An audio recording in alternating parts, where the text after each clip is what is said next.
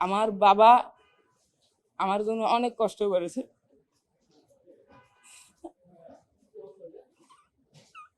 আজকে আমি আমার বাবার কাছে চির ঋণী থাকবো। আজকে আমার এই মামলার জন্য আমার বাবা মা মা এখন পাগল হয়ে রাস্তায় ঘুরে। আমার বাবা আমার জন্য ভেঙে গেছে। বিশেষ করে আপনারা আমার পাশে থাকার জন্য আজকে আমি এই ক্ষতিপূরণ পেয়েছি। আমার যে আঙ্কেল থাকার জন্য আমি আজকে এই ক্ষতিপূরণ পেয়েছি।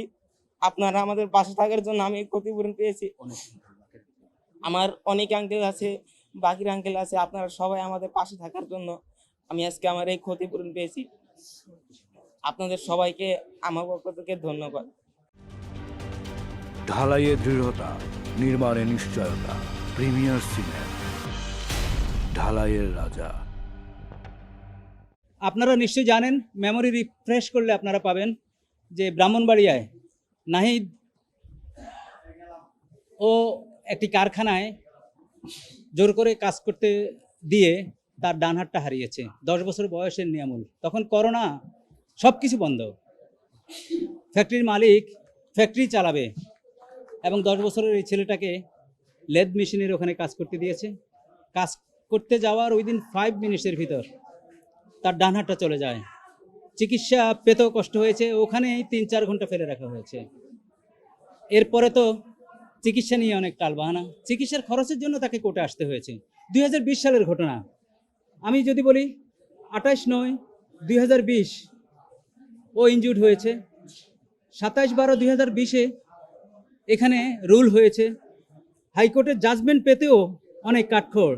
2020 মামলা 31/1/2024 সালে হাইকোর্টে জাজমেন্ট হয়েছে। জাজমেন্ট মিউচুয়ালি হয়েছে।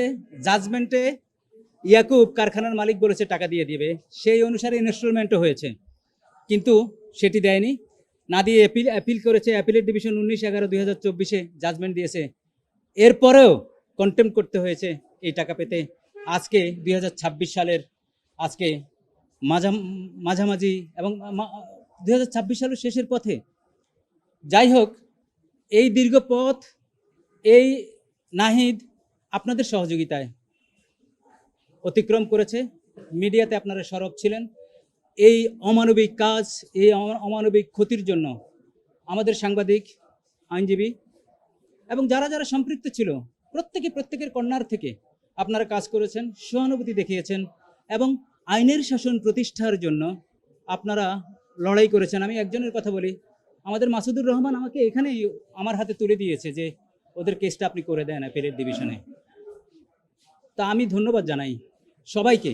সাথে এই কোর্টে যারা হাইকোর্টে রায় দিয়েছেন, মাননীয় বিচারপতিদ্বয়কে, অ্যাপিলের ডিভিশনকে, কারণ বাংলাদেশে এই ধরনের ঘটনায় ক্ষতিপূরণ পাওয়া খুবই রেয়ার। আমাদের সক্ষমতা অর্জিত হয়েছে, একটা মেসেজ যাবে এই ক্ষতিপূরণের মাধ্যমে। এর আগে নিয়ামুল 30 লাখ টাকার ক্ষতিপূরণের আদেশ ছিল, 15 লাখ টাকা দিয়েছে, বাকি 15 লাখের জন্য তালবাহানা।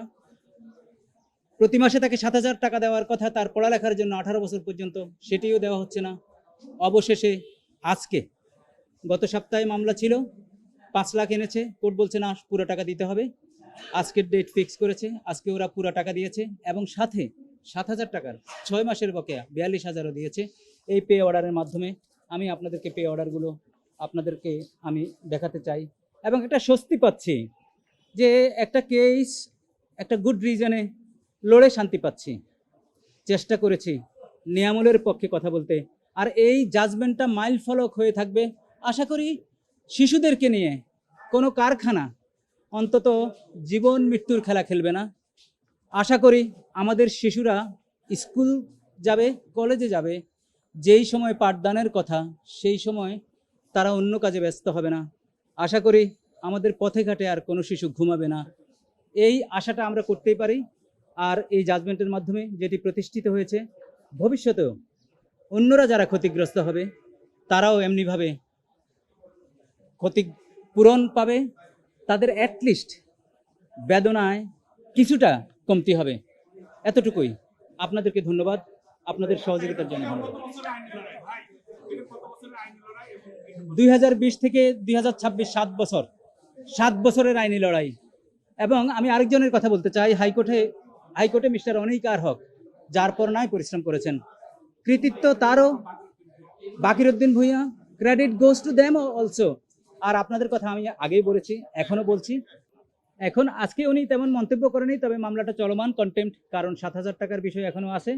আমাকে বলেছে আমরা for the time being adjourn করেছি, যদি এই 7,000 টাকা দিতেও তালবাহানা করে আপনি আমাদের নোটিশে আনবেন।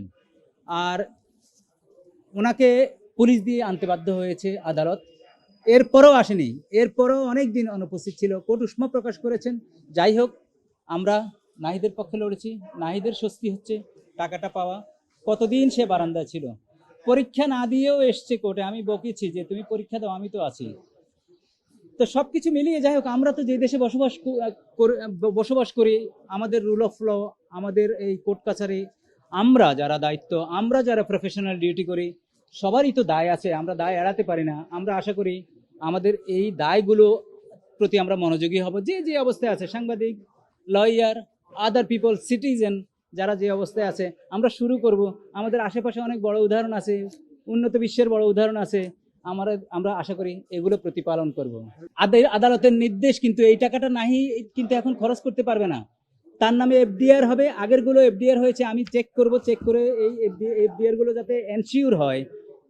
তার নামে এফডিআর হয়েছে, নির্দিষ্ট ব্যাংকও আদালত বলে দিয়েছে, সেই ব্যাংকে খোঁজ নিয়ে আমি এগুলা ডিসপাস করব। আমি আজকেই কিন্তু তার হাতে এই ইয়াটা দিচ্ছি না, আমি ব্যাংকের সাথে কনফার্ম হয়ে, কারণ আদালতের নির্দেশ আছে ওই ব্যাংকে এফডিআর তার নামে করবে, এবং 18 বছর আগ পর্যন্ত বা 10 বছর পর্যন্ত এটা এফডিআর থাকবে, এটা ভাঙা যাবে না, খরচ করা যাবে না। তার পড়ালেখার খরচ তো 7,000 দিয়ে চলবে, এটি আদালতের নির্দেশ। 10 বছর, তখন 10 বছর ছিল না, 10 বছর ছিল যখন সে হাত হারায়। এখন তার বয়স 16 বছর, 6 বছর, ইয়েস, আরো 2 বছর 7,000 করে পাবে, 18 পর্যন্ত তোমার পড়ালেখার খরচ। আমার নাম মোহাম্মদ নাহিম হাসান নাহিদ। আমি ক্লাস এখন 8-এ পড়ি। তো আমি যখন আমার বাবা রোড অ্যাক্সিডেন্ট করে করোনার সময়, তখন আমাদের আর্থিক অবস্থা খুবই খারাপ ছিল। আমার বাবা রোড অ্যাক্সিডেন্ট করার পরে আমাদের পারিবারিক আর্থিক অবস্থা খুব খারাপ হয়। তখন আমাদের বাসার মালিক, আমরা যে বাসায় ভাড়া থাকতাম ওই বাসার মালিকেরই ওয়ার্কশপ ছিল। তো আমার বাবার কাছে আয়সা বলে, আমার আব্বুর কাছে আয়সা বলে মালিক যে আপনার ছেলে তো এখন স্কুলে যায় না, স্কুল পড়া বন্ধ, আপনার ছেলেকে অফিসে কাজ দিবেন না 2,000 টাকা বেতনে। তো আমার বাবা অসুস্থ ছিল, তাই আমাকে অফিসের কাজে দিয়েছিল।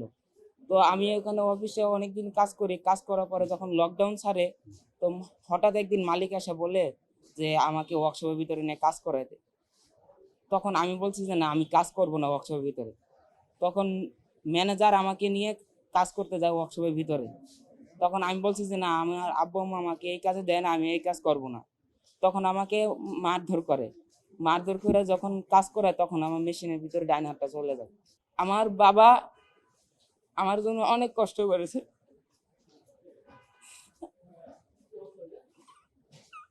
আজকে আমি আমার বাবার কাছে চিরঋণী থাকবো। আজকে আমরা এই মামলার জন্য আমার বাবা মা এখন পাগল হয়ে রাস্তায় ঘুরে।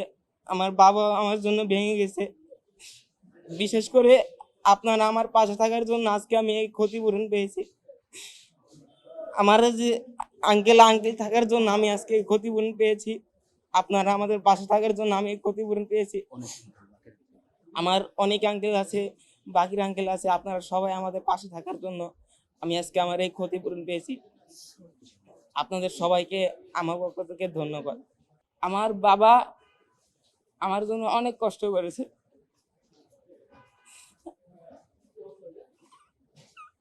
আজকে আমি আমার বাবার কাছে চিরঋণী থাকবো। আজকে আমরা এই মামলার জন্য আমার বাবা মা এখন পাগল হয়ে রাস্তায় ঘুরে। আমার বাবা আমার জন্য ভেঙে গেছে। বিশেষ করে আপনারা আমার পাশে থাকার জন্য আজকে আমি এই ক্ষতিপূরণ পেয়েছি। আমার যে আঙ্কেল থাকার জন্য আমি আজকে এই ক্ষতিপূরণ পেয়েছি। আপনারা আমাদের পাশে থাকার জন্য আমি এই ক্ষতিপূরণ পেয়েছি। আমার অনেক আঙ্কেল আছে, বাকির আঙ্কেল আছে, আপনারা সবাই আমাদের পাশে থাকার জন্য আমি আজকে আমার এই ক্ষতিপূরণ পেয়েছি। আপনাদের সবাইকে আমার পক্ষ থেকে ধন্যবাদ।